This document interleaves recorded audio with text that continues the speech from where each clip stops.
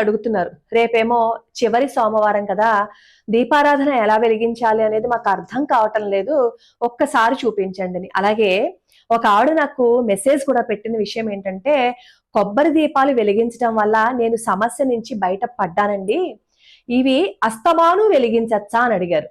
కార్తీక మాసంలో వెలిగించమని ఉంది కాబట్టి మీరు కార్తీక మాసంలో వెలిగించండి.